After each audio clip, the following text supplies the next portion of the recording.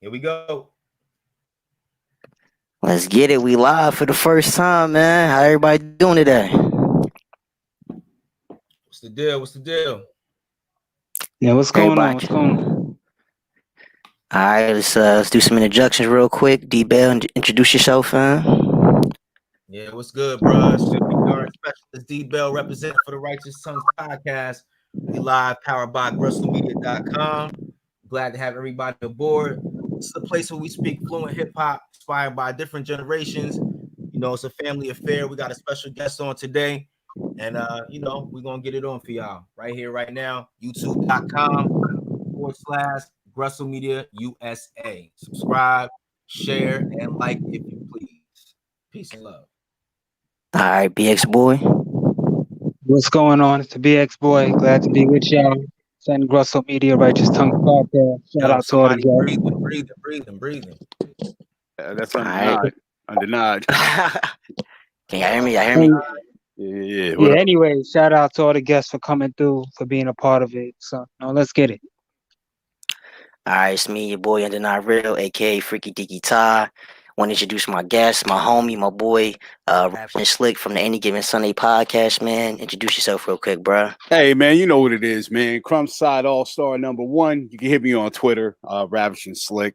Yeah, man, long-time hip-hop historian, head, all that good stuff. Former purist. Let's get into it. Yeah. Word. Before we get any topics, I just wanted to ask Raps real quick, if you can give us your top 5 favorite rappers real quick. 5 rappers? So people can know your top 5 favorite, Yeah, all time. I'll probably go, as far as like on some just regular rap or hip-hop, I'll probably say Pac, Cool G Rap. Yes. Probably, and then I'm from LA, so I gotta throw in like MC8. I love Big L, and then I'll probably top it off with maybe Dell, Funky Homo Sapien from Hieroglyphics. Okay. Yeah. That's an interesting list. List. Okay. Yeah, just like right and off. You got your top 3 favorite albums of all time too, or nah? Oh hell yeah, all the time, man. Machiavelli. All right, let's hear. Okay. World Ultimate by a group called the Knots out of LA. Very obscure. They're kind of like what Tribe would have sounded like if they were from Los Angeles. And then I definitely got to go with Capital Punishment. Yeah, Big Pun.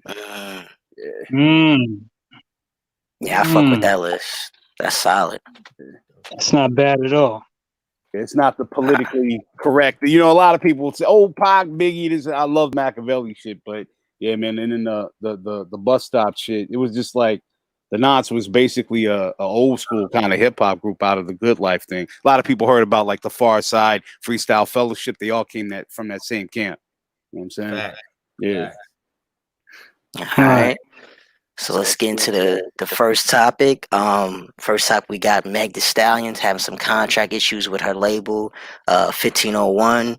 It's run by a dude named what's his name? Carl Crawford. Used to be a Major League Baseball player. Played for the LA Dodgers, Boston Red Sox, shit like that. Just early this week, Meg was on Instagram Live and she was expressing how she didn't feel some type of way, disdain towards her contract, because she went to go meet with Rock Nation and they told her that she had some things going on with her contract that she didn't know about. Allegedly, she said she was 20 years old when she signed the contract. And my only issue with that is like Meg she just started popping recently, like the past 2 years, and she's currently 25. So her being 20 years old and being 25 now is kind of like a disconnect for me, because I feel like she's lying. So there's some holes in that story. Yeah. So, and then on top of that, at the time, her mom was her manager. Her mom is deceased now, but at the time, her mom was her manager, and her mom used to be a rapper as well. So you would think, she would know better than to sign these certain type of contracts. According to what different news outlets I've read, she had like a 60-40 deal, meaning a record label would get 60% of her earnings and she would get 40%. But out of that 40%, she would have to pay for to pay back like music, producers, and all type of shit like that. Recoup all that stuff, right? Yeah, correct. So she's upset about it, and she also went to court, had a temporary restraining order against the record label, so they couldn't stop her from putting out music and everything like that. She actually just dropped a project called Sugar this past Friday on March 6th that came out. Go cop that if you're a Meg Thee Stallion fan. I heard like a couple songs off it. It's not for me, so I'm not gonna grade it or anything like that. But it's just a classic. Artists not reading the contract scenario that we've been going through for the past 30 some years in the record industry. You know what I mean? It's just like, when the artist gonna learn, like, yo, you need to have a lawyer with you at all times, and not the lawyer that the record deal, the record label brings to you. You have to have your own lawyer. You know what I mean? But I don't know, man. It's kind of hard for me really to trust and believe her story. You know what I'm saying? Because this is a woman who's also college educated too, so she's not some like dumb hood rat off the street that just signed whatever. Like, she has some type of intelligence to her. You know what I mean? I think somebody in Rock Nation got into her ear and kind of threw this whole thing a loop. But we'll see, man. Some more details coming out. D.Bail, what you think, bro? Well, essentially, I think that, at the end of the day, Meg Thee Stallion signed a contract. It's up to her to honor that contract. I think that, as you said, Rock Nation probably told her that she can get a better deal, would just like to cut out the middleman altogether. But, to be fair, her record label has to recoup that money that they spent on her. I mean, that's music industry business 101.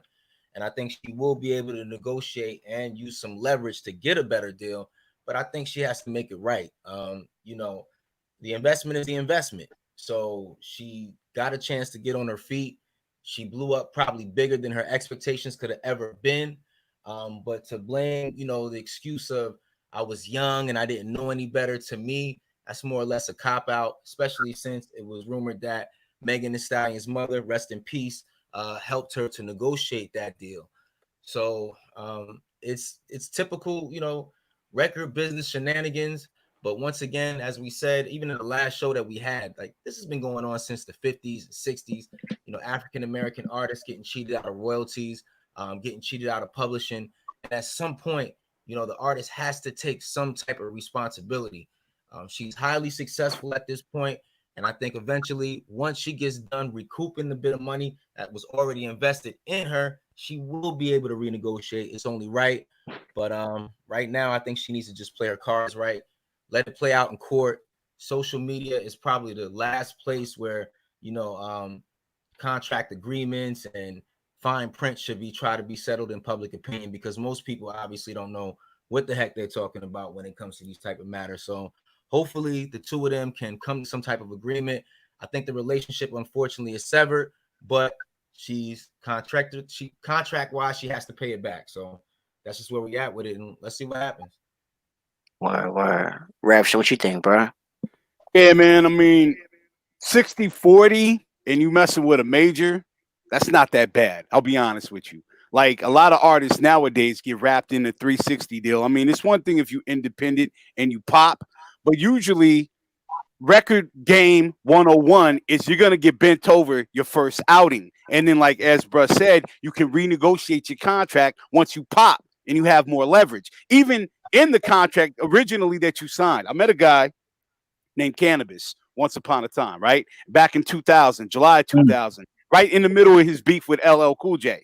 Now, he had signed a contract with Universal for 5 albums. 5 albums. Yeah. So he had to honor that. But they had to leave, they had the freedom to actually cut him at any time. And of course, after that release, I believe it was called BC or something like that, they got him out of there. So you gotta understand, man, when you first get in the game and they're the ones pushing you and giving you all, because the record label they can make you famous, but they won't make you wealthy. You know what I'm saying? So a lot of these artists, yeah, you get all your money doing shows and merch. That's how you get your money. And then they gotta recoup off of your album. So a lot of artists back then was getting like pennies on a dollar, man, if that.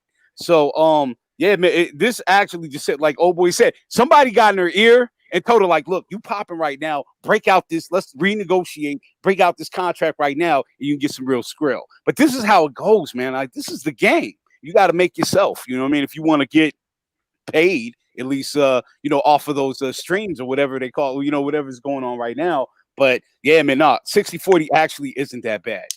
Lucky, a lot of artists nowadays, especially independent, they'll sign a 360 deal with a major, and then the major will actually push them as an indie artist. A la, what's his name? Joey Badass. That nigga was signed from day one. He was never an indie artist. You can't just pop off and have, Beats by Dilla and premiere it and be independent. It doesn't work like that. So a lot of these artists and moonlighting as indie artists are actually signed and locked into 360 deals. So a lot of people don't know that. But yeah, man, it is what it is, man. So like y'all said, man, somebody got in their ear, and this is what it is right now. That's why there's like this little friction going on. You know what I'm saying? Facts. Yeah. This well is said, man. Well said. Yeah, it's nothing new. Yeah, go ahead, BX boy. What's your thoughts? Nah, man, I kind of second the emotion of what everybody's already said. I mean, at the end of the day, you did sign a contract, and ultimately you gotta honor it. A lot of artists, they get yanked on that first deal. And like Homeboy said, it's not the record label ain't gonna make you rich. It will get your name out there, get you bubbling, but ultimately it's up to you to really mind your money. And from what D.Bail was saying, I think her mother had something to do with, I think, in drafting that deal. So I mean, it's like, it's the family is up, is up in it. So it's like, who you really blaming here, But 60-40, I've heard of worse deals. I've definitely heard of worse. So it's like, it's not great, but all things considering, it could be a lot worse. And also, I think the touring split is like 70-30, and I believe they also get some of our merchandising too. So I mean, it's iffy. It's iffy, but it could be worse. It could definitely be worse. But hopefully, now that she's popped, she got the leverage to really, make more of her own moves. Facts. And I want to just add on one more thing. I don't know the particulars of her contract, but I will say if she doesn't own her publishing, that could be a major part of it as well. A lot of artists don't own their publishing for years. You know what I'm saying? And that's how. Yeah. That's another big part of it as well. I did hear that she did get like 50% of her masters though. I did hear that. So her deal isn't as bad as she's making it seem to be compared to other artists, like you guys said. That's what it sounds like. Yeah. Word. All right, BX boy, what's your topic of the week, man? My topic is Public Enemy and what is going on with them. Now, talk to us. I'm sure, as y'all know, man, Flavor Flav, his relationship with the rest of the group has been contentious, and not just him. You also had Professor Griff. He's been kind of off and on, but since I think like '98, he's been back with the group, and he's been down. But Flav, he's been kind of hot and cold, man. One minute he's down, the next minute he's like, I ain't messing with Chuck. And I think most of this comes down to simple green, man. It's all about money with Flav. That's honestly what I think. I mean, they could say whatever it is about politics and all of that, and maybe some of that plays into it, but I don't ultimately think it's really about money. And I mean, if you listen to what Chuck D said, he said this is basically about money. He said Flav doesn't like to do shows if they're not gonna get paid. He's not into the charity or doing free concerts or what have you. He said if there's no bag in it, I ain't really with it. And I mean, on some point I get that, but Chuck D said that what really like kind of really split them up on that is that I think Harry Belafonte, he had really like, pull some strings to get them into the Rock and Roll Hall of Fame. So I think he wanted to return the favor and like I think perform at one of his benefits or something. And it was free; they weren't gonna get paid for it. And Flav was like, "Nah, I'm not doing it." Chuck D, I guess he felt like that was just like, "Yo, this man done really pull strings to get us into that, and you're not willing to do a free show, really?" And he said this happened. I hear him on that. I hear him.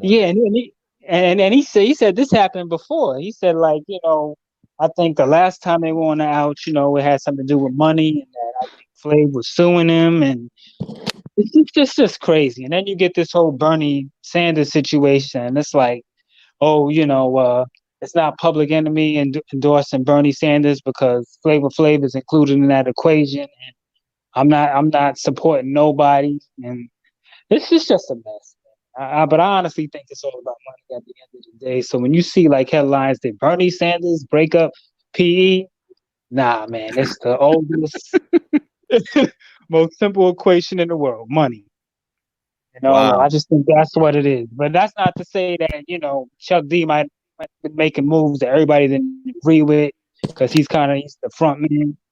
But I think ultimately this is about money, man. I'm hopeful that brotherhood and loyalty and all that good stuff can trump that. But I don't know, man. I don't know. This ain't the first time Flav's been kicked out of the group. So, maybe this is Nah, just because he had an another, issue back in 2009 with Public Enemy as well.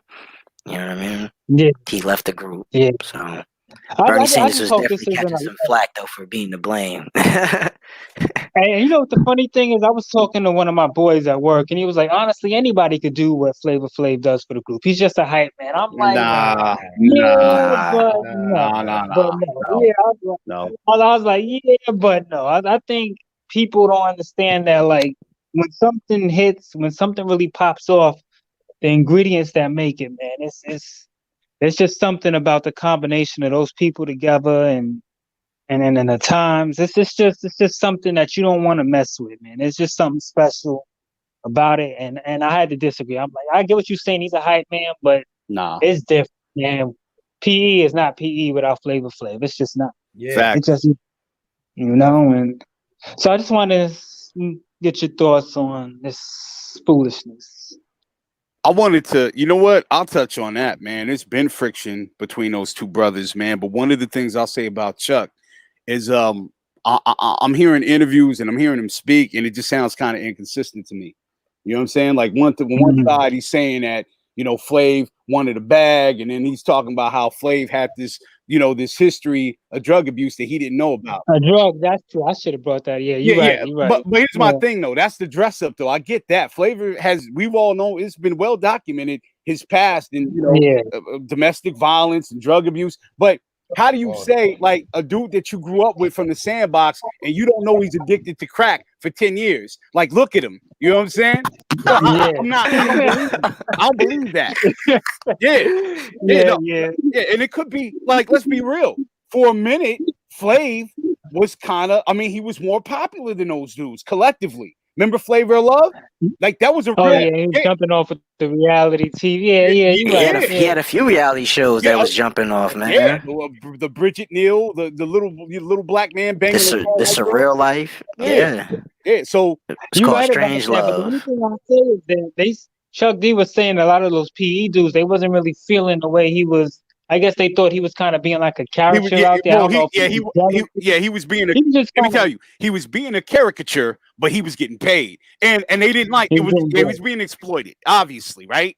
But at the same time, that's a fact. That's your man's, man. Like it's one of those things. If you have a problem with somebody, but it's another thing. Once it goes public, and with this Bernie thing situation, I understand Flav is looking for, looking for a bag. And then it's like your public enemy. How many free shows are you doing? Like, you know what I mean? Like, that's true. He must not be getting paid, man. But I don't think he's wrong for asking for a bag. He's not. Not at all. Not at all. Yeah. The only point is the Harry Belafonte thing. I think if that man pulls strings to try to do that for you in that situation, maybe you could. Right. On that, I got this. But on the other stuff, I agree. You should expect a bag. Yeah, it's a lack of communication, and then it's also them. One, I don't know who, but someone's feeling a certain way about the other guy because we shouldn't. Me and you, we should know about this. This should have been handled in house before it even went public. You know what I mean? So that's the problem.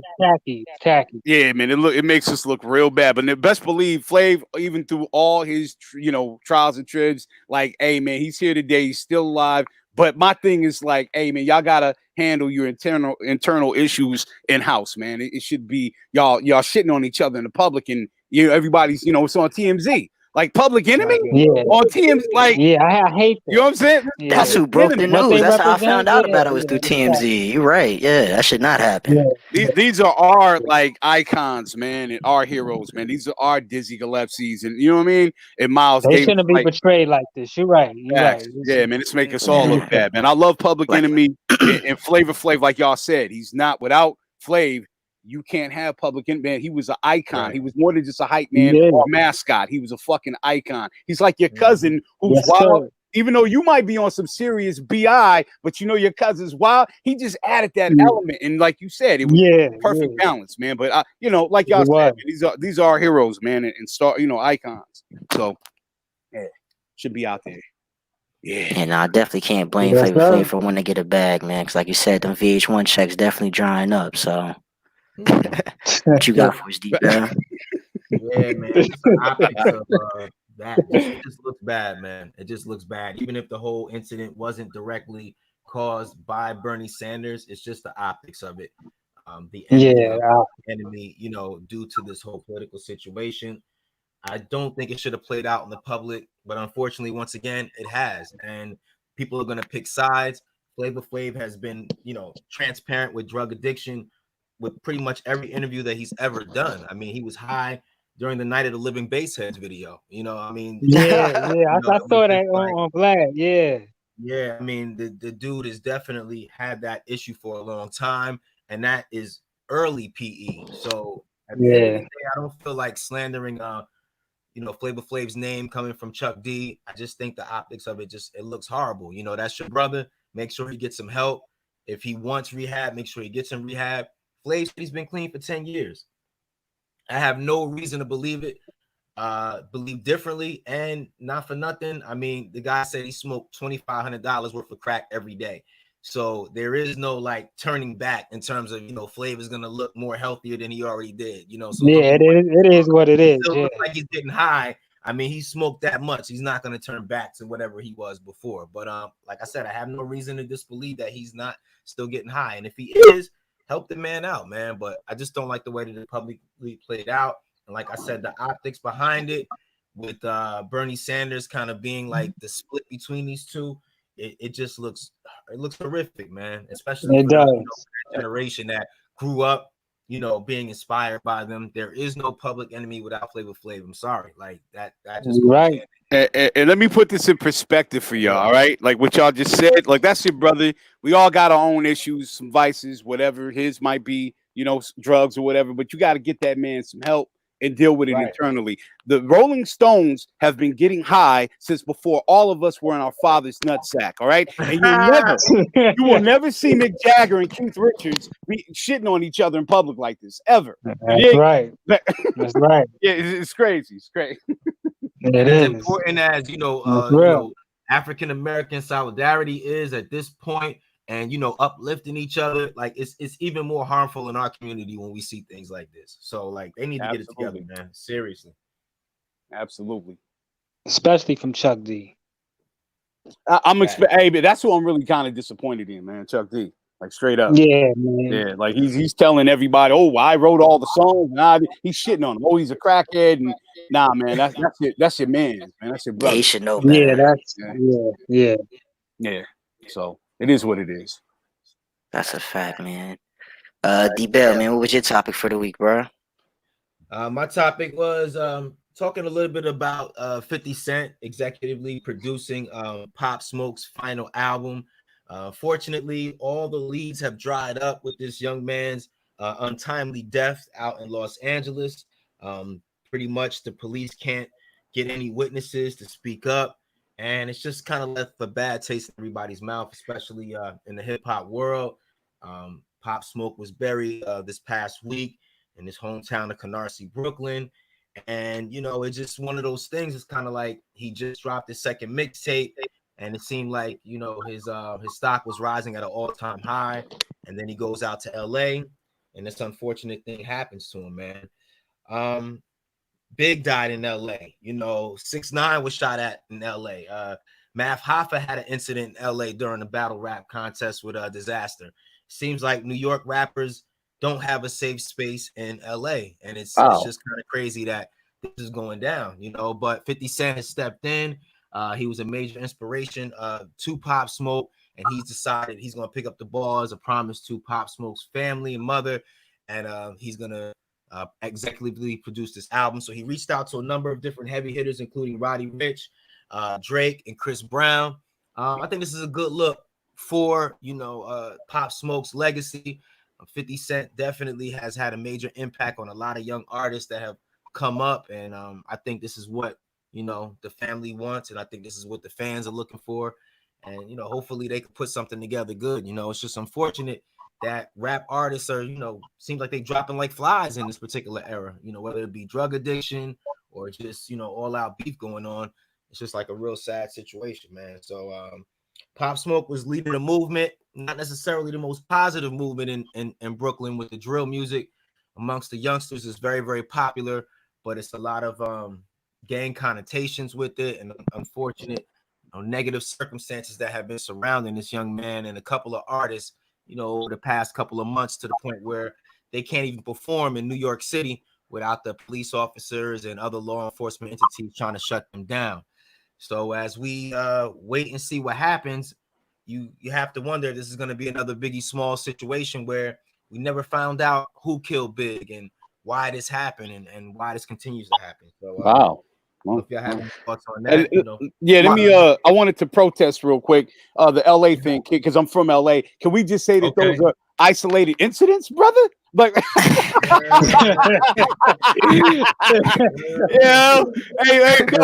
but yeah, it does. Look, make no mistake about it. It does make the coast look bad. And I will say we do know who killed Biggie, at least out here in LA. We've known who killed Biggie and Pac for quite some time. A guy named Poochie Faust killed was the trigger man. Yeah, the guy Amir Muhammad, the Muslim that everybody said he wasn't the trigger man, he was the tail. And then Sam Mack, as a matter of fact, he's incarcerated right now. He works for the LAPD. He was also the dude who set it up. So yeah, Poochie Faust. Oh wow. Yeah, that was the trigger. Look it up. Poochie Faust is the trigger man on Big, man. I even see. Is he still alive? Is Poochie still alive? No, he got killed. He actually got killed by some former death row body. Like they turned on each other, so they started killing each other. Yeah, you know what? I'm gonna send a link. After the video, man, I'll post the link into the chat. Yeah, man. Yeah, we've been. Dude. Yeah, we've been knew about Orlando killing Pac and all that shit in LA is known shit. But I want to say I think this is a good move for 50 to do to give it that shine and do and really promote this album. And I guess you said executive producing, right? Yes, sir. Yes, sir. Yeah, so that'll be a dope look, man. But I don't know, the thing about being in Los Angeles, man, it's not as active as it used to be. But it's one of the things that if you're a young dude and you're rapping about being a gangster and all that, no matter where you go, man, you're gonna be tested. But it does look crazy because I remember seeing the 6ix9ine fight at the LAX, and that wasn't even some LA dudes. It was just 2 guys from Houston that was beating up his crew. You know what I mean? So it's like, yeah, a lot of crazy shit's been going on, man. But yeah, I can't. I don't know. It's like when you put out a certain type of energy, man. It's like, man, you kind of get what you give sometimes. And I'm not saying Pop Smoke should have been murdered. Not at all. But I think no doubt. I get what you're saying. Yeah. You see what I'm saying? Like it's a certain kind of, you kind of almost speak your into existence. Yeah, like that. Yeah. It's like, wait, I want to be tested. Like, yeah. Real quick. Like I said, I was on Ravage podcast a few weeks ago. We talked about Pop Smoke's murder and D.Bail. You were just saying how the case went cold, but I was talking to Ravage the other week on his podcast. And we were saying how there's a lot of cameras in that area. Like it shouldn't be an issue to find this person's murderer. And now you're saying that the case went cold. Like that's kind of crazy to me. Like looks like a cover up. You know what I mean? Not to be conspiracy theorists or anything like that, but that's kind of wild. Yeah, for them not to be able to, man, this can't, let me tell you, man, in North Hollywood, man, there's so many celebrities that live in that area. Even in the ghetto part, like there's cameras like if you I'll tell you this much, if you run a red light, you'll get a flash where it'll take a picture like your plate, but there's cameras there, like they're there. I don't get that. I mean, unless they, use some fake plates or something like that, I don't really, man, I can't understand why. And it's obviously the way it happened. It seems to me that somebody knew how he was moving. It was somebody close to him who set him up. Definitely. You know what I'm saying? Wow. So I don't get that. Yeah, cold case. Really? But I mean, Biggie's case was cold, but really what that is the city of Los Angeles doesn't want to be out of hundreds of millions of dollars for killing him, for, on-duty cops killing Biggie. So it is, that's what you have essentially, man. There you go. City don't want to be out of the loop. Yeah. I don't get it. That's crazy. But hopefully this will give old boy, because I really didn't hear. I heard his name, but I didn't really hear any music. But I was familiar with his name. So hopefully we can we could get, you know, some of the music out there like that with the 50 push. You know what I'm saying? That'll be dope. Yeah, I'm looking forward to hearing it. Like you said, some of those features you name artists I definitely fuck with. So it should be good. It's definitely gonna sell like crazy too, because that's usually how it goes when rappers pass away. Albums usually go platinum, unfortunately. But yeah, we actually got a few albums to talk about that we all took our time out to listen to and review. Just this past Friday, Jadakiss dropped the album called Ignitions. D.Bail, you wanna get into that real quick, man? Let us know your thoughts on that album. Yeah, man. Jadakiss album, Ignition. Man, special tribute to his former A&R at Rough Riders, Maurice Ice Pick Jackson. I thought the album was solid, and I know some people expressed disappointment from what I saw online because they want Jadakiss from We Are the Streets 2001 rapping about how many bricks he knocked off, how many chicks he knocked off, and how many heads he knocked off with his automatic Chrome 4.5. But this is the 40-year-old introspective son graduating from college, Jadakiss. You know, it's a different type of vibe, different type of motivation coming from him. And I've been listening to Jadakiss for over 20 years. So I mean, at the end of the day, a lot of people say he's underperformed as an artist, as a solo artist. They wanted a little bit more, but I think this is definitely one of Jadakiss's best projects ever. Top 3 albums from Jadakiss. He came out, last solo album was in 2015, which was the top 5 album. And then in 2017, he dropped the Nightmare on Elm Street album. With Fab. On Elm Street's out, pardon me. Joint album. The joint album, The Fabulous, that came out on Def Jam, which was cool. But I like this album a lot, man. One thing that I was very kind of curious to see was that not only was the album released through Def Jam Records, but it also was released on datpiff.com and listed as a mixtape. So it really is like a big change going down within the music industry, you know, and behind the scenes, the music industry is basically trying to monetize a digital world as much as they can. But I thought this was a very unique collaboration, being that, you know, for many years, especially back in the days, the mixtape game and the record labels had a very contentious relationship. You know, the mixtapes was eaten.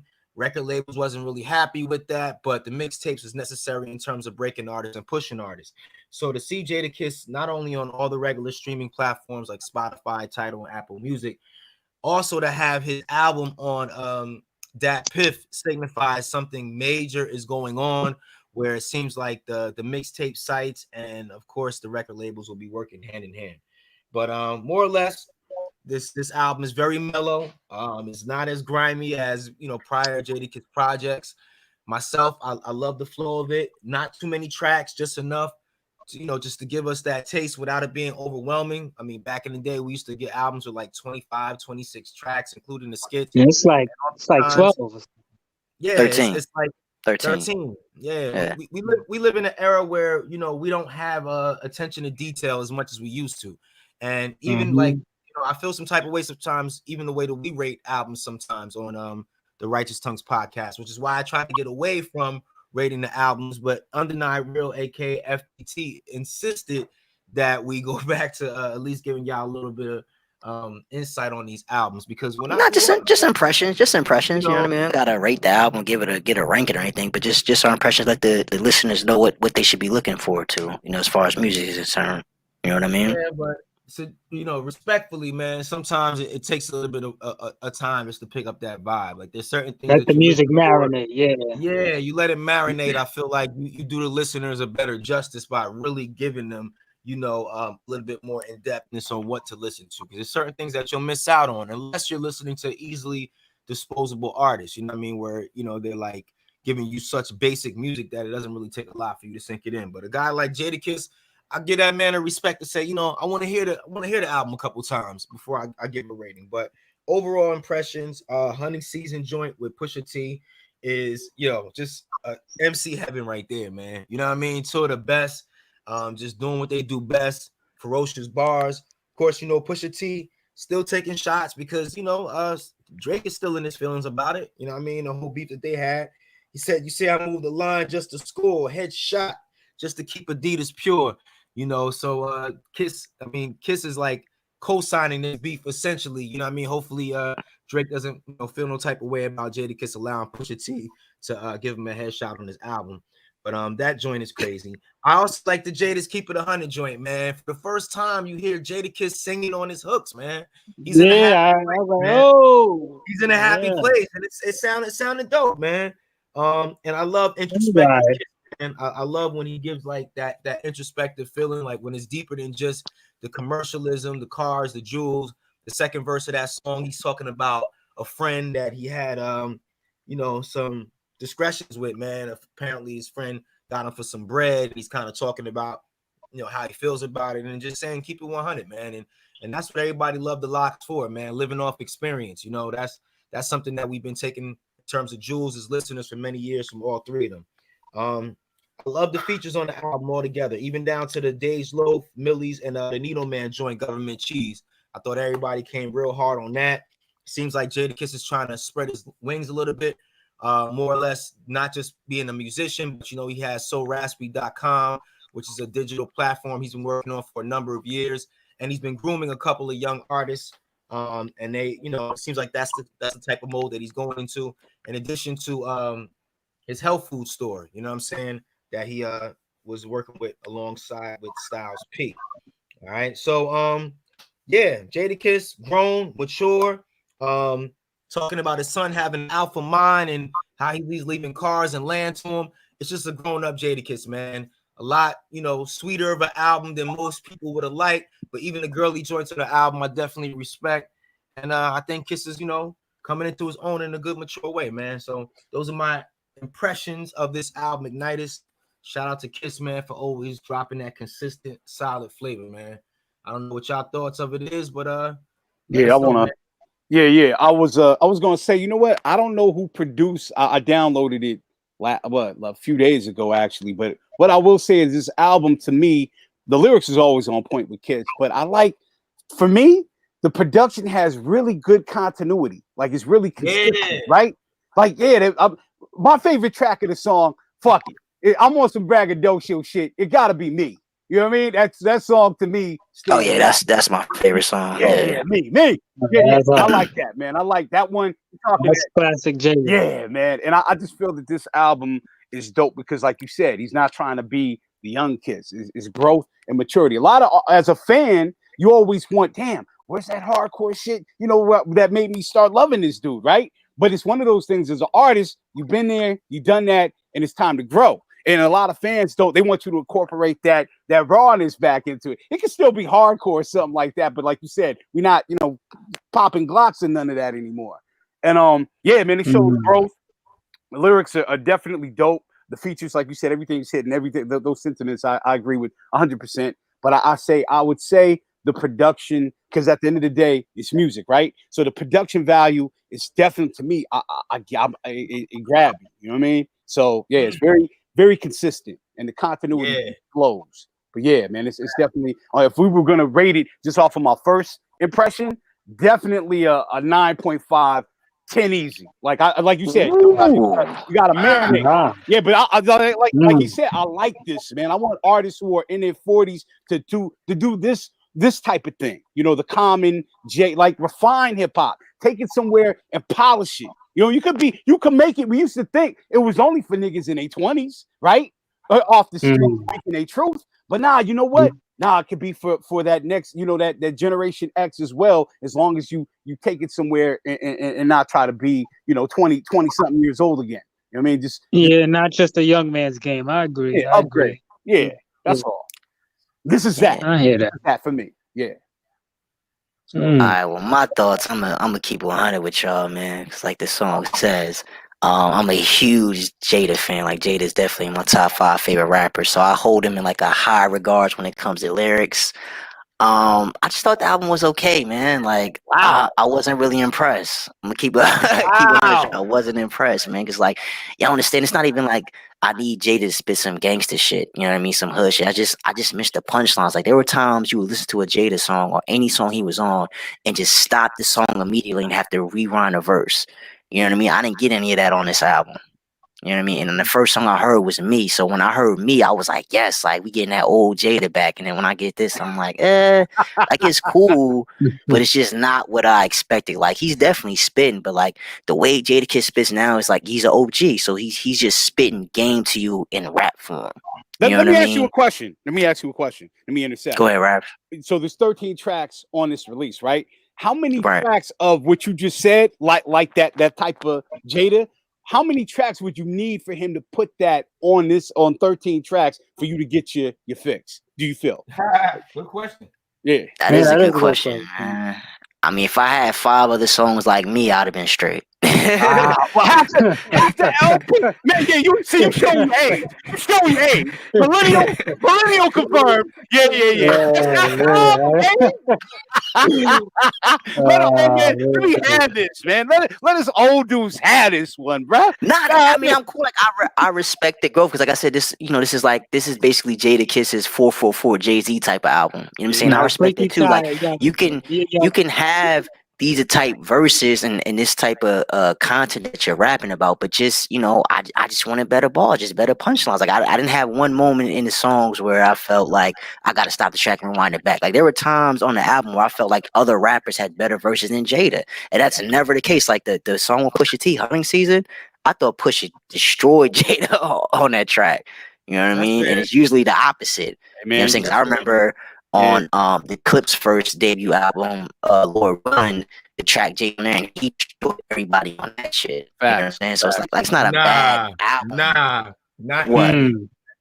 No Malice verse way harder than Jadakiss on that joint, bro. Malice had the hardest. You think so over Jada? It's close. Yes, bro. Go back and listen to that verse. Nah, No Malice is a monster, kid. What? He a monster though. Nah, it had something, but like I said back there, but Jada had the Jada had the quotables, fam. You know what I'm saying? Probably think I won't murder you the way y'all smile, but I'm gonna take a lot of shots, y'all style. Like Jada. Malice's whole verse was a quotable, bro. Even if you look at the comments on any YouTube video with that song, cats will say that, bro. Go back and listen to that verse, man. I gotta listen to that song again, man. I mean, it's a harsh. I mean, I like Balla's verse. I just, you know what I'm saying? Well, how about this? Jada's verse is better than Push's verse, and Pusha came back and got his revenge on this shit. How about that? All right, there you go. You know what I'm saying? But like I said, overall, I like the album. I just, you know what I'm saying? It's just not classic Jada to me. You know what I mean? As far as like lyricism goes. You live with the fact that Jadakiss might not ever come back, man. Yeah. I mean, I can live with that. Like, regardless, no matter what I'm going to support, I'm going to listen to Jada regardless. You know what I mean? So that's okay. You know what I mean? But to be honest with you, my other issue with the album too is with the features. Like I didn't like all the features either. You know what I mean? It's like the first Jadakiss album where Nas wasn't on any of the tracks, and he's been on every Jadakiss album. Yeah, I ain't gonna lie. Some of the features could have been stronger. I think I do agree with that. No, I liked it. I think, and like anytime I feel like Jada's on a track with another dope MC, he gets better. Like I said, the shit with Pusha T. If he had other tracks like that, you know what I mean, got like a J. Cole, Kendrick, just some other high tier lyricists, I feel like he would have done better. Like he don't even got Styles P on the album. You know what I mean? Hey, but you know what? Sometimes locks. But he been rhyming with P though. It's one of them things where sometimes he could just be vibing with that person at that particular moment in time, and then you get what you get. But one thing I'll say, I can see where y'all coming from with the guest thing, but nothing's forced. Like if I heard something with him and Post Malone, then I'll know. Okay, you know what? I know this isn't what I'm looking for. But I think everything kind of fits, man. You know what I mean? So I get what you guys are saying though. Yeah. Go ahead, Beast Boy. What's your album? No, I just wanted to say that as much as I like Jada as a rapper, MC, and I think he's phenomenal, definitely top 10. I don't know if he's had a classic album to me. I always felt like his potential is higher. I gotta agree with that. I don't think Jada has a classic album. His first album. It was good. It was good, but you gotta remember on that first album, he got too many songs that are like this exact same thing. Like if you cut 10 of them songs off. Time out. I understand what I'm saying. I think compared to his potential, I just don't think he's quite matched what his potential is, and that says a lot for him. His potential is extremely high. I Like just think Jada his has classic album, mixtapes, but no classic album in my what opinion. he can Definitely do. got classic He mixtapes. has good albums, but I don't think I mean, he's reached. compared to what we have now, I think I would look back at Jada's first album and say, yeah, I guess we could put it in a classic category. But to me, Back as then you well, wouldn't though. I do hold Jada to a very, very high standard, and there's a lot of He's flaws that in good. first album. I can't put Jada's first album with Biggie's first album or Kiss or Illmatic, you know, Jay-Z's first album or DMX's it first was album. written, you know. Yeah, Like I couldn't really do that. But time. Jadakiss is a classic rapper, in my It's opinion. no doubt, no doubt, Yeah, without no question, doubt. Rapper, without question. near classic albums, but yeah, yo, like So He just day didn't. one Lock fan, man. so essentially, day one. So essentially, I with would like, be.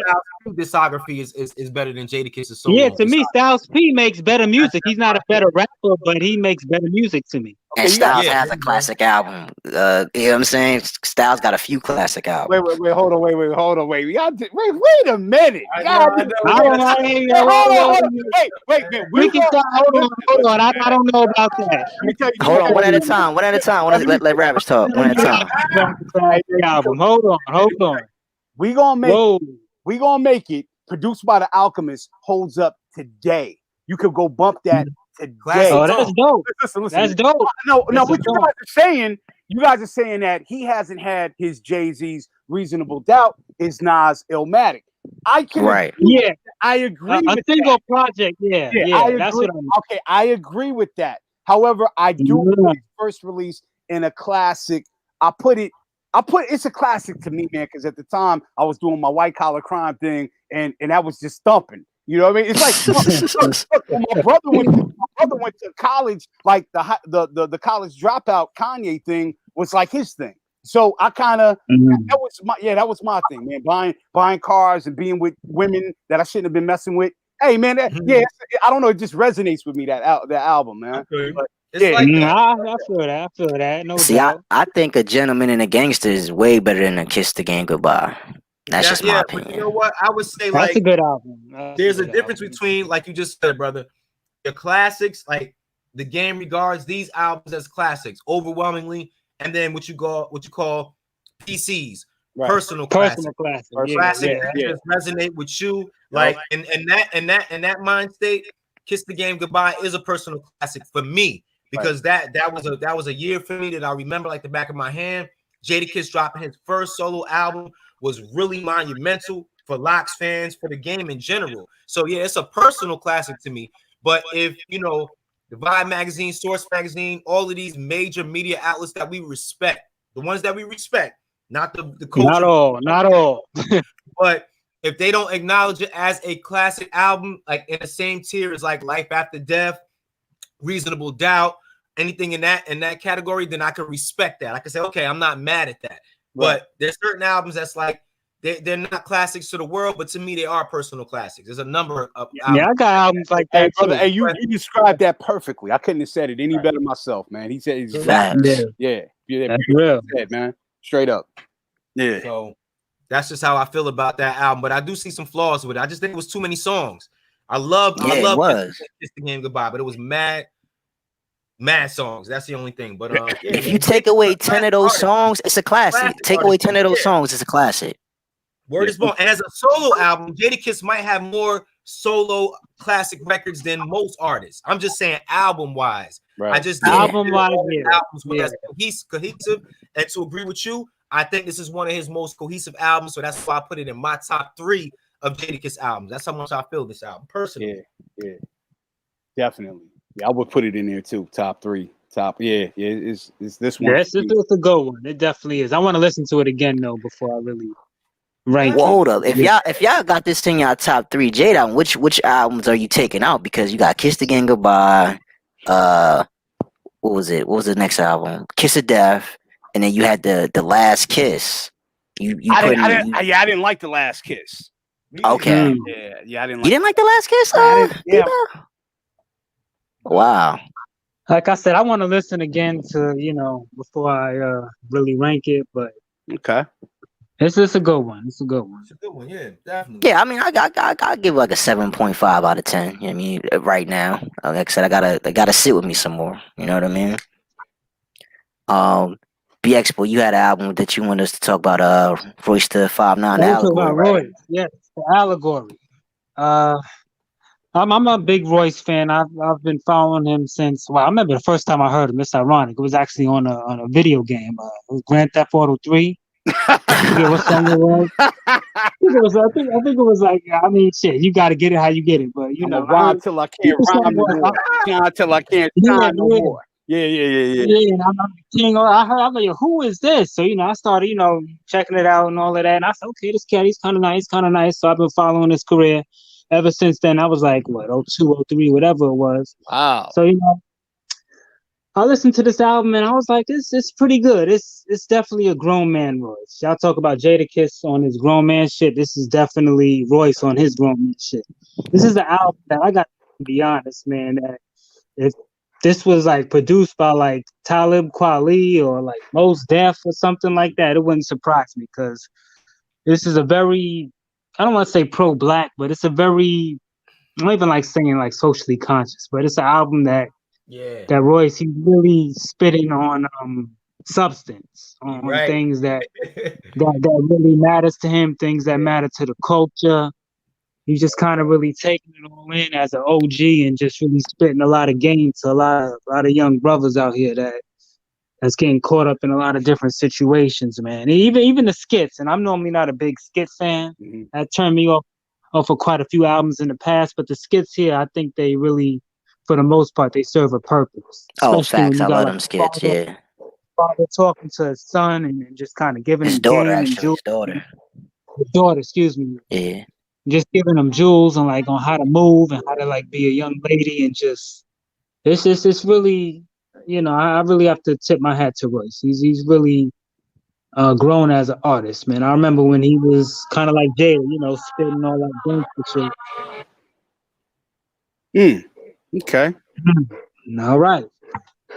Anyway, like I was saying, he was really, you know, spitting that gangster shit, and you know, I remember he was going back and forth with D12 and all of that. He's just really grown as an artist, man. He's still spitting that fire. He still got bars, but he's really upgraded his substance level like tenfold. Mm-hmm. How do you feel about them features? Griselda. Features. I love the Love. Griselda. I love the Griselda stuff, man. Okay. West Side, Conway. Those are probably my favorite songs. Okay. The ones with the Griselda cats. Okay. But also, I just like, man, I like the whole thing, really, man. Even though I like his previous album a little bit more, The Book of Ryan, but I really like this one too, man. I like Young World. Mm-hmm. I like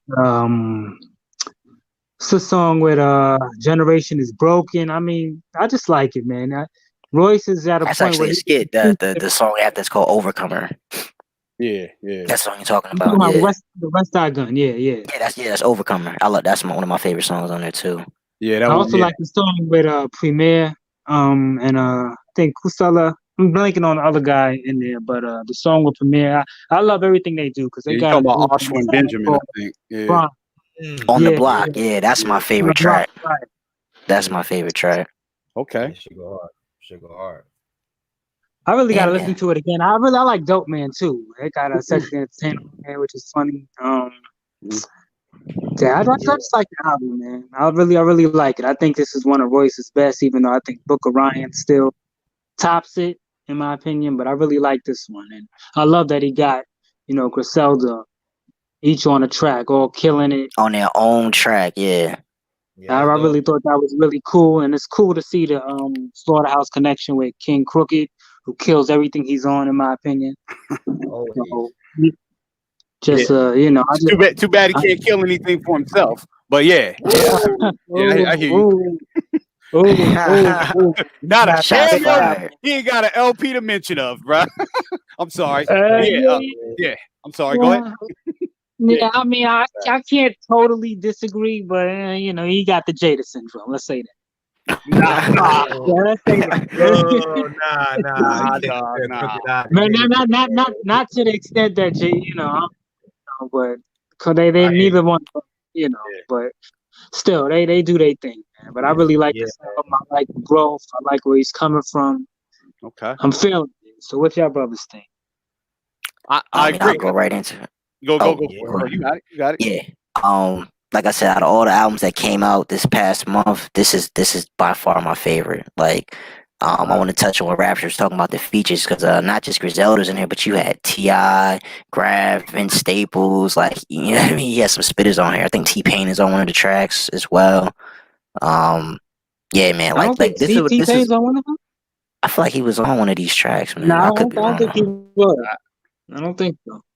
but it might be overall, somebody who sound like him. I don't. Yeah, I wouldn't surprise me. There's a lot of I don't think T-Pain's on T-Pain this one. Yeah. clones. okay. Yeah. All right.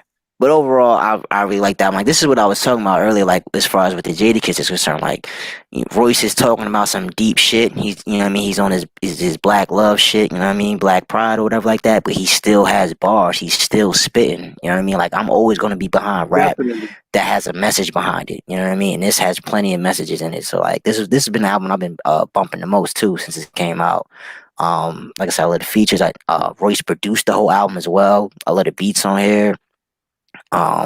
This is just a dope, solid project, man. Overall. But yeah, so my favorite Solid track catalog. is On the Block. I thought that was dope. I Play Forever. I thought that was dope. Yeah, it's just this is a album on that list, like old heads that don't listen to rap like that and they say it's garbage. This is what they need to listen to right here, man. Yeah, This the is for Fubu y'all. track was fire too with Conway the Machine. That was hot too. Yeah. Yeah, I agree. I think it's definitely one of his better LPs in a while. I think it's got like 20 something tracks on it or something like that. Like 22, yeah, 22, but he got yeah. hits. Yeah, so I Yeah. do like the Griselda features, man. I've been on Benny Butcher. I've been knew about him like 5 years ago, and And he's a monster. yeah, Benny the Butcher's. I think Conway the Machine is actually the best one, but I mean, I'm not there. You could just roll the dice and fuck it. You know, West Side got all of them. Yeah, man. Even They all, They like the locks, yo. yeah, even 38 Special out of Rochester. He's dope on the mic and a Beatsmith as well. He's doing a lot of stuff with like Planet Asia. But yeah, I think he's growing as a producer. You know, Royce is like what 43, 40, 42. So this is 44. he's up there. So it's dope to see the older guys get in a bag and still do dope music. I like Overcomer. I like the Fubu joint as well. On the Block, of course, bangs. And it's a lot of uplifting joints on here, man. You know what I mean? He got one called Black People in America. It's dope. It's a dope album, man. Yeah. And I want to hear more of this type of music, man, where artists are kind of diversifying their portfolio and not just rhyming about popping glass. The same old shit. Yeah. So I think it's definitely a dope effort, man. And I don't know. I want to see where he goes from this point, because I remember the joint before this album. I kind of started to see the growth where he was rapping about, I think, was it his grandmother died and he met It was Eminem? Book of Ryan. Yeah. So I was like, okay, you know what? Now I didn't really like the production of that particular song, but I like the message. So sometimes, I could kind of compromise with that. But yeah, man, Royce has always been a dope lyricist, and I've been knowing about Royce since 90. Man, my homeboy Rashad was from Detroit. He used to talk about this dude named Royce. And I was like, who the fuck is Royce? This is before he came out. He was like, oh, he's the dopest dude in Detroit. Now, like 97. But yeah, man, and then M came out and and all everything we know is history. One of my favorite M joints is with Royce. It's the song called I Got Nothing to Do. Like that's the only beat I can tolerate. That's the only dude I can tolerate him on. But anyway, Royce is a dope dude. He's becoming a producer. I don't know if they're gonna do the Slaughterhouse thing going forward, the collective. I don't know what's up with Joe Budden, but I'm looking forward to more stuff like this. And yeah, the album's slamming. Yeah, it's a dope album. Yeah. Thank D.Bail. Yeah, man, it's crazy, yo, because I remember Royce 5'9" back in the day. Bad Meets Evil with Eminem. They were a tag team, rhyme duo that did a lot of joints together way back then. So just to see his progression as an MC, he battled with alcoholism. He went through a lot, man. He had a lot of controversial moments in his career. For him to come to this point where we're at now, where you hear the maturity, you hear the inspiration, and you just hear the pride, and what he's trying to put together. What I like about this album, if you look at the definition of allegory, basically it's a story with a subliminal meaning that has a political message. You know what I'm saying? And they're giving you an example on one of the skits called Ice Cream Man. You know what I'm saying? I And it's like, remember that. It was dope. Up and it's playing a song, and it's a song that we're all familiar with. We all know the theme to the Ice Cream Man. I never knew about the origin. Yeah, little did we know that this actual song has, racial connotations, like racist connotations. You know what I'm saying? And here we are humming along this song that's been, used to disrespect, African Americans. So this album is what an album really should be. You know what I mean? It brought me that kind of like old school vibe, especially with the skits, the socially conscious messages throughout, the father talking to his daughter.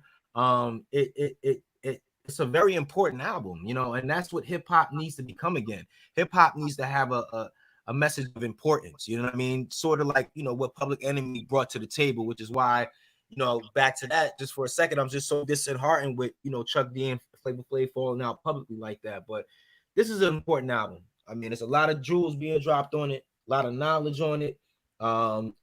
It's good to hear like people take pride in what they're putting together, because it almost seems like hip hop has become so microwavable that artists take pride in saying, yo, I threw that song together in like 2 minutes. G, that shit wasn't about nothing. I ain't even write that shit. Like, and that's it's like you proud of that. And that's why I like the fact that, you know what, I'm not gonna rate this album because there's so much that I don't know about this album yet. Even after listening to it 2 times, there's so much more that I have to get from it. But to our listeners out there, this is a very important album, probably the most that has dropped in a number of years. Royce the 5'9" is just, he's a phenomenal artist, man. And I was in a group chat with the fellas a little earlier this week, and there's a couple old heads that I posted on Facebook, and they literally got this man as number one, numero uno. Like, that is their GOAT. Like, straight up. There's one dude, he swears by it over everybody. He like, Royce is number one. And I don't agree particularly, but I could understand. After hearing this album, I could understand, because like he's light years ahead of anybody in the game, like in terms of just flows, metaphors, punchlines, like you said, FDT, like that's serious business, man. So Royce is a monster, man. He is. That's a fact. He's been that way for a long time too. Yeah, what you guys, what you touch? Oh, go ahead. I was going to touch on something you said. I want to piggyback, but go ahead. Okay. He's also, it wouldn't be right if we didn't acknowledge, shots being fired throughout the album. At Yellow Wolf. Yellow Wolf, yeah. Who's that? Yellow Wolf. He called the Alabama-born rapper a punk. He's white too. Vulture. You know what I'm saying? So they've been going back and forth at it for some time. But so didn't him sign Yellow Wolf? Yellow, yeah. So what's the Slaughterhouse? Records? He used to be signed to Shady Records. What's they beef? So wait. So there was a problem after they got rid of him or something? Like, I mean, they knew what he was, dog. Like, he was basically a redneck who liked to rap. Like, come on. Like, we already knew that, man. Like, I never. You know what time it is, yeah. He wasn't no Bubba Sparks, that's for sure. That's a fact. Yeah, but go ahead, Ravish. Just to piggyback off of what he said, man, is that like hip hop back in the day was basically a reflection of what was going on at the time. It was, rappers really, a lot of them was speaking their truth. So it didn't matter if you could have De La Soul, Public Enemy, NWA. It was still an alternative in a real hip hop community. Now we don't have. I was in a coma for 15 years and woke up. I would never know that this country is in a recession. I would think everybody's balling. You know, balling, right? balling. Everybody was bisexual and balling and popping bottles. So that's it. That's it. Yeah, man. So right. if we could get back to this, like what he just said, man, is everybody, you speak your truth, and it's a reflection of the time. That's what hip hop essentially was. You know what I mean, or is to me. Mm-hmm. Yeah. So. And I like the monkey shit sometimes too myself. Don't get me wrong. I love it. You can have fun with it, but I like it for it to be a bit more of a balance, because back then there was, you know what I'm saying? So for every, Dickie shirt, you know what I'm saying, with the Raiders coat and the Raiders hat to match, you know what I'm saying? You also had the dashiki with the African bees, the red, black, and green. Like you had the mixture, between the gangster and the conscious, you know what I mean? And it was more of a balance. You had an alternative. You didn't have to listen to one type of thing like now. But let me ask you, y'all don't think hip hop is balanced now? No. No, I'm saying it's not as not what's promoted in the mainstream. Absolutely not. it's Nah. not being Not on the promoted mainstream, as yeah, much. not on the mainstream. Nah, Yeah, on the I agree mainstream with level. that. But as Yeah. far as like, you know, the hip hop that you're looking from that 90s, you No, know, okay. golden era feel, I feel like it's around. You just gotta look for it. You know what I mean? You Yeah. just But I think that's part of the issue. You didn't really have to do that before. Yeah, Not to the extent you have to now. exactly. Yeah, yeah. Really, okay. You didn't have to look for it because it would find you. Like if you was listening to like here in LA, right?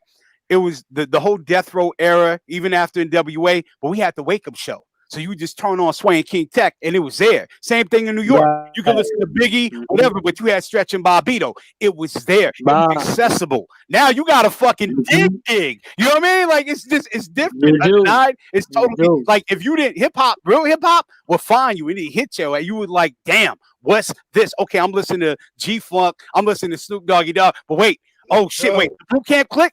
What the fuck? Like I'm listening to Wu Tang, Yeah. all this shit, man. So it was like, yeah, Yeah, it would yeah, real different. hip hop would get your at like you. It would captivate you, man. You had to be, It would get to yeah. you wouldn't have find to you. really You'd have seek to it out dig. like that. Yeah, Yeah, fact. I can Yeah. see where y'all coming from. We're I just solid want older people to understand that it's out there. You know what I mean? Like I get like you don't see it on social media as much, you don't hear it on the radio as much, but just you know, hip hop isn't dead yet, folks. You know what I'm saying? That's all I want to express to the older listeners out there. You know what I mean? It's out there. Oh, shit, she on life support. Shit. Yeah, man. No, but we got the J. Cole's and the Kendricks and people who really, you know, respect the old school stuff. But yeah, we just need some artists to really like you said, take pride in their craft, man, and know this is hip hop, man. You gotta write your own. And to segue into that, I got an artist for you who's just like that. Artist by the name of D Smoke, man. First time I seen this brother was on the Netflix show Rhythm and Flow. For all those who don't know, Netflix had a hip hop competition where they would have different rappers come on the show and compete for $250,000. They had judges on the show: T.I., Cardi B, Chance the Rapper. This was the first time Netflix ever did a show where they showed it weekly. Like you couldn't just binge watch the whole thing; you had to wait every week to see the results. The first time I saw this dude, D Smoke, he immediately went to my top two people who I thought would win the competition easily. You know what I mean? Like, if you look into this dude's background, like, he's very, very, very musically inclined. Like, his mom was a backup singer for Michael Jackson, Stevie Wonder, Gladys Knight. He's trained professionally on the keyboard. He plays piano. He actually raps in Spanish because he has a degree from UCLA in Spanish literature. You know what I mean? Dude is just all around talented. But like I said, he had to go on the show to become famous, even though he's been out for a little while now because he actually had an album back in '06 that, you know, it just went under the radar. But yeah, he found fame off the show, released his debut album called Black Habits. And like I said, it's one of my favorite albums of the month as well. It's all about black love, black unity, um, black family. Like one of the main themes of the album is to show like when he was younger, his father got locked up. You know what I mean? Back in the '80s, back in LA, because he's from Inglewood. You know, that crack era, that shit was an epidemic back then. So he pretty much just had his mom to help raise him, but she stuck by the father the whole time, even though he was locked up. Damn. You know what I mean? So that's Yeah. so that's like one of the themes throughout the album. But like I said, lyrically, if you listen to D Smoke, I'm not gonna lie, like he's like the died version of Kendrick Lamar. You know what I mean? Like, yeah, I can hear that. and even his album, like this album, Black Habits, is like it reminds me of To Pimp a Butterfly. Like this is like the sequel to Pimp a Butterfly, but the DVD sequel, straight to DVD sequel. And that's no diss to D Smoke at all, because I think Kendrick's one of the best rappers that's out. You know what I mean? But like, but because of his accents and the things that he raps about, those comparisons are going to be there. You know what I mean? But like I said, I think he's a dope rapper. Yeah, me too. The fact that he can rap in Spanish, even though I don't think it's gimmicky at all, I think that's kind of cool. You know what I'm saying? Because Yeah, I think it's kind of gimmicky, but yeah, You think it's kind of gimmicky? yeah, And yeah. but the other thing is funny. Kendrick Lamar also did that first too, though. He did it on a song with Schoolboy Q called Collard Greens or whatever. But I wanted to throw that in there. But Oh yeah, I I remember like that. Yeah. I like this album a lot. Like this is a really soulful, got that G Funk sound, that West Coast vibe on there. It's a good album to listen to while you in the car. It's just really smooth and soulful. Like he got a lot of R&B singers on. He got Jill Scott, Ari Lennox is on there. You know what I mean? Like I said, and dude has bars too. Like he can spit. Like I said, if you're a Kendrick fan and you've been waiting for the next Kendrick album to drop, this is a good substitute for you. You know what I mean? Yeah. And Raps, you from LA? What you think, man? Is D Smoke one of the top tier upcoming LA artists? Yeah. You know what? I do like his effort. I think he is. I hear that, man. You could tell there's some Kendrick influence, man. It's one of those things like being an MC. If you ever wrote lyrics or anything, if you hear another dude rhyme, then you know where his influence is kind of coming from. And this dude is just so transparent, right? But I think it's dope. I'm looking forward to where he goes in the future. I definitely like Sun Kissed Child, the Black Habits. The first, man, I'm not even gonna lie. I didn't really know who this dude. I heard about that show through, I think Snoop had him on like his GGN network thing or whatever. But that song blew me away when Deontay Wilder walked out and got his ass whooped. I was like, that song was a highlight. I was like, man, what is this black song? I'm feeling it. So yeah, man, I like his work. Looking forward to where he goes in the future. And what I will touch on the Spanish thing. It's okay that he does it, but if it's one of those things where he starts to incorporate it a lot, it's one of those things, man. Out here in LA, I'm half Mexican and half black. I grew up in a black community, raised by a black woman, my mother, and there was so much tension. So it was like, now that we, I guess it's a little more unity now. So maybe he's trying to get that look or that wave rapping in Spanish or whatever. But to me, if it's one of those constant things, man, it's like, I don't know, man, because to be a black artist from LA, not too many dudes rap like that. You know what I mean? It was like a division, like for, unless you were like, you had, Spanish relatives who were Mexican.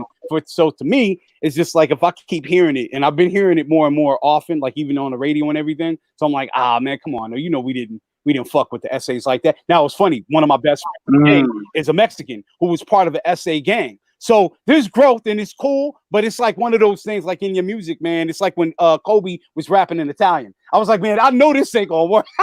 Man, you're not gonna connect. But my thing is like, hey man, just make your your core, like what you do, black music, make that strong, and then maybe branch. It's one of the things when Cypress Hill came out.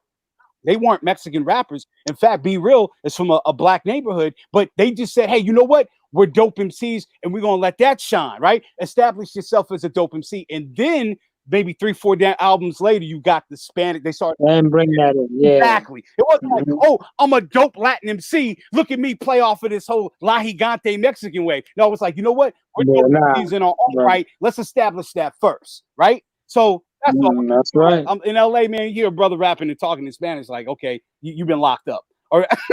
So yeah, but I love it, man. I think it's dope, it's positive, and I do the only thing I want him to kind of separate himself from that whole Kendrick, because I think, and not to hate on the young generation, J. Cole, Kendrick, dope MCs, phenomenal. But I'm not gonna lie, in my time, 90s, they would have just been an average MC. Their wordplay is basically very limited. You know what I mean?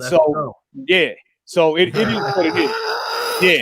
J. Cole, I agree with that, but not Kendrick. Come on, man. He wouldn't stand out. His voice is so light and his subject matter is so limited. Like what he does is he speaks from a first person narrative and then he'll switch it to third person. Like, oh, my uncle did this. I did that. Okay, I saw my daddy do that. Let's like, come on, dog. Like you can only get away with that so many times, dog. His wordplay is like, look, I'm telling you, you put Kendrick and you talking Souls of Mischief. That whole boot camp click, all that. Oh yeah. We wouldn't know who the fuck. Yeah, it's tough. He would never stand out. Yeah, he wouldn't stand out. Nah.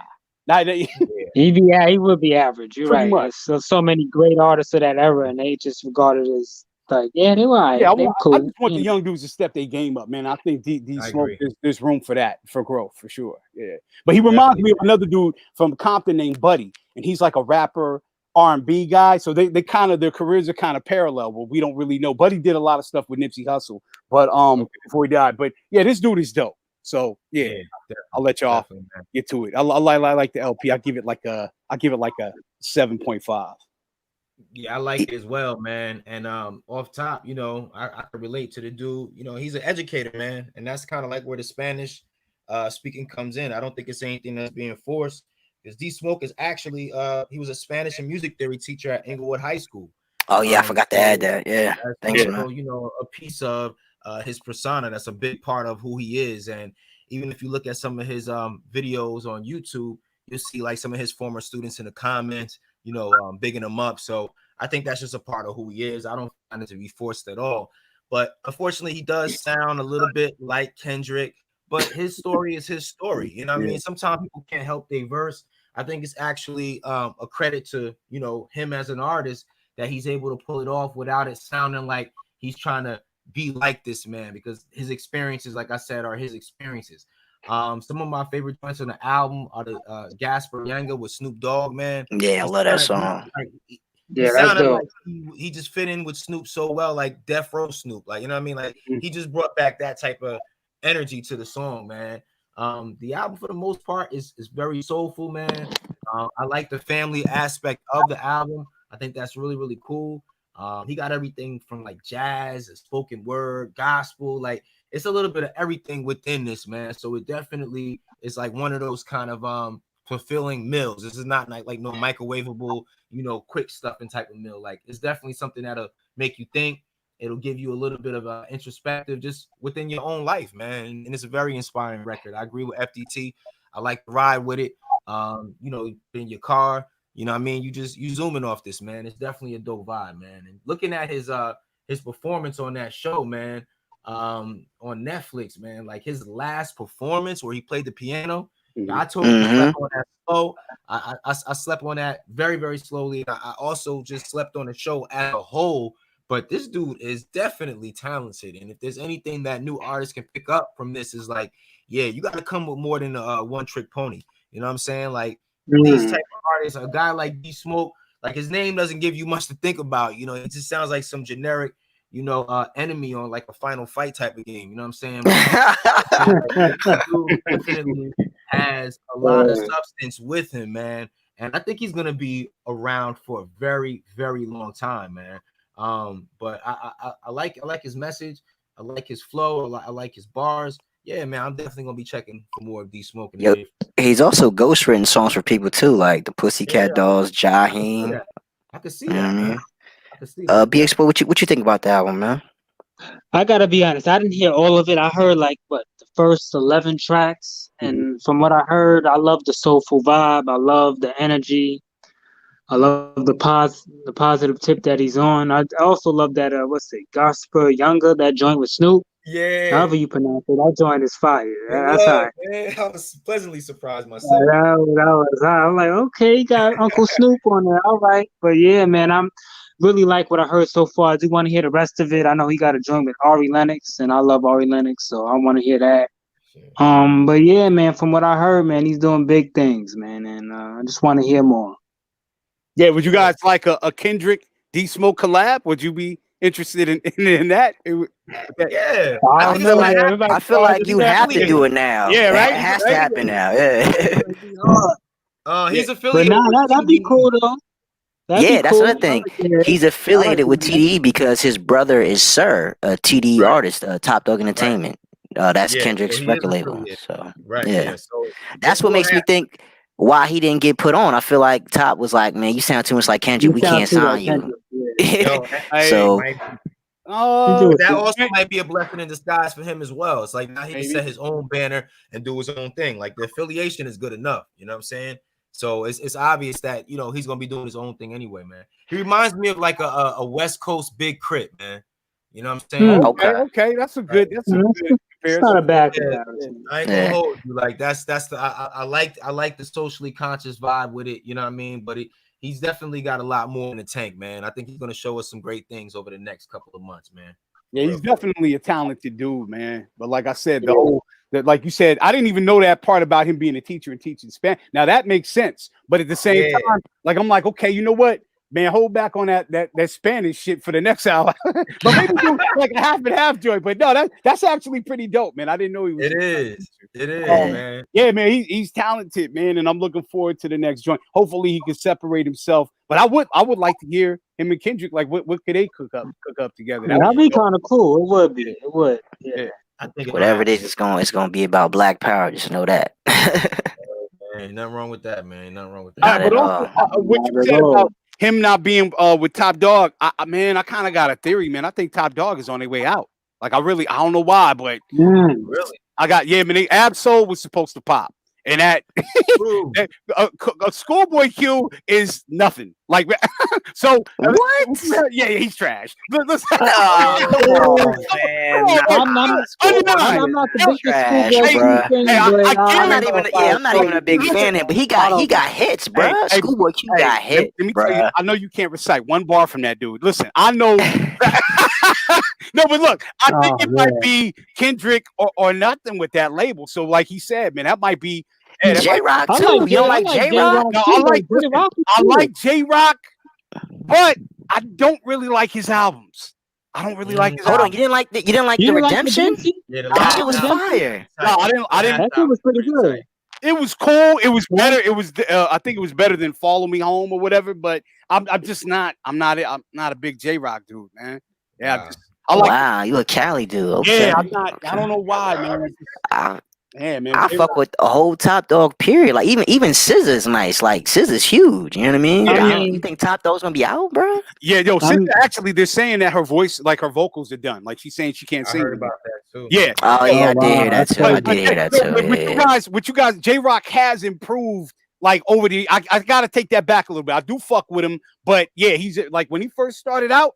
I used to think he was overweight because he would gasp between his rhyme. He'd be like, and I'm like, yo, like, and I saw the nigga. I'm like, wait, this dude weighs like a buck. He's skinny, yeah, but so he has improved, but He probably got asthma or something. I prefer him to Schoolboy Q. I will say that. I do prefer definitely. J-Rock. And I like Absol too. Absol's dope. That's the one. But I don't know what happened, dog. Like he's too far out there for like mainstream, yo. Like he's too far out there for mainstream. You know what I mean? He could never put out a song like Kendrick Swimming Pools. You know what I mean? I don't know, man. He had some shit, man. But then also it could be the aesthetics. Like when you see him, it's like, whoa, shit, who the fuck is that? It could be some of that too, man. Some people, they trip off of what people look like and shit. But I don't know. I just thought impressions. Yeah, I just thought that's a fact. I thought he was gonna blow by now, but yeah, crickets. Wow. We'll see, man. We will see. Yeah, we will. Wow, man. That's so dope. Listen up, man. First and foremost, yo, this has been a test episode, a great episode, man. Shout out to everybody that listened, anybody that did listen. I don't know, might out there, but I like the vibe, man, between the four of us, man. I think we gave the listeners definitely something to listen to, and if anything, I'll probably download this file and make little cuts out of it or whatever. But yeah, man, this is dope, man. Salute, man. So I'm a guinea pig up in this. Is that what? You the first guest. You first guest. You first guest, man. Yes, sir. Is totally different. Like we following Undeniable's Real's line on this. You know what I mean? Because we all have equal say within the podcast. But for me personally, if I would have had this, I would have did it a little bit more differently, just because I want to make sure that you come in and we all on our A game. You know what I'm saying? So I feel like, as Righteous Tongues podcast that we need to work out, man. But thank you, not a guinea pig. Yeah, we do. I appreciate input, man. Is priceless, bro, and your hip hop knowledge. It is. Thank you, man. I told y'all. We did not believe you. We believe you, Undeniable Real. Yo, anybody I put my stamp on is official. All right. Anybody I put my stamp on is official. We know that. We just like to work out all the technical difficulties before we invite a guest into the house. That was my whole. Yeah, part of that is my fault, Hey man, so I want to say I appreciate y'all, man, and I'm with you as far as like we live this, you know what I mean? So my skepticism, like, oh, you gonna bring somebody on who, wait a minute, you know what I mean? But no, man, I've been doing this since back in the day, man. I'm actually a hip hop head through and through. Lived it, did it. just Yeah, we hear it in your voice, man. yeah. When it went somewhere else, I left it alone, man. I stopped rhyming in my mid-20s or whatever. Yeah, I was part of a group called Black City Brigade, and with my friend Law, LA Dub was a dude who did songs with like what's his name from Boot Camp Click, Rock. What was his name? Rock. Oh, what Sean Price. Yeah. So like we did crazy. we like MC8 everything, man. We did a whole bunch of shit. But my thing is like it's not that I gave up on that dream. I knew when it was time to pursue my other ones. And now, I'm a businessman today, but I still like some raw shit. You know what I mean? So but yeah, my hip hop head always gonna be a part of me, man. And I love the culture, you know what I mean? The music, everything like that. But I want to say I love what y'all doing here. At the it's called the conscious. Wait. I was just gonna call it the Conscious Tongues podcast. Righteous Tongue. The righteous. Hey man, I listen to every show, man. I love what y'all do, man. It's so much informative. Your opinions, thank you. on point. Man. I love it. Yeah, salute to what y'all do, it, man. And likewise, all man, right, man. On the Hard 8 joint, man. For real. Oh, thanks. Good looking. Yeah, I just wanted to plug his joint in real quick. Ravage is a co-host of the Any Given Sunday podcast. Still be on today live at 4 p.m. Eastern Time on the Real Times channel. So go check that out. Appreciate you having as a guest, man. Like I said, it's all love, man. Like this was great synergy. I like this, man. Liked it a lot, man. Hey man, anytime y'all need a fourth, yes, sir. I'm there, baby. You know what I mean? I'm there. Yes, sir. Anytime. West Coast time. You know what I mean? So he's up early right now for us. So I definitely appreciate your time. Definitely appreciate you, bro. Definitely. Hey, man, thank you, man. The only time I'll get up on early on, either church or listening to the righteous stuff. You know what I mean? But nah, it's all love, man. Appreciate it. It's all love, man. Amen. All right, let's get into these outros, D.Bail. All right, so yo, man, my name is D.Bail, media arts specialist. You can definitely check out more of the Righteous Tongues podcast on www.grustlemedia.com. We got a whole lot more in store for you guys in the near future. Thanks for listening. Please subscribe, Grustle Media USA. Peace. All right, BX boy. Yeah, this is BX boy. Glad to be with you. Thanks to all the guests. Thanks to all the people listening. Thanks for rocking with us, man. Be sure to subscribe, check us out, and we'll be back. All right, Ravish. Hey man, real recognize real, man. Salute everybody, man. D.Bail, Undenied Real, BX Boy. Salute. Support Grustle Media, Righteous Tongues podcast, man. Straight up. Hey, hit me on Twitter, man. Ravish and Slick. You know how we do, man. Support that. Salute. Yeah. All right, and it's me, your boy, Undenied Real, aka Freaky Deaky Ty, man. It's been a great episode. Like I said, appreciate the Ravish for coming through, and yeah, man, we out. Peace. Peace. Yeah.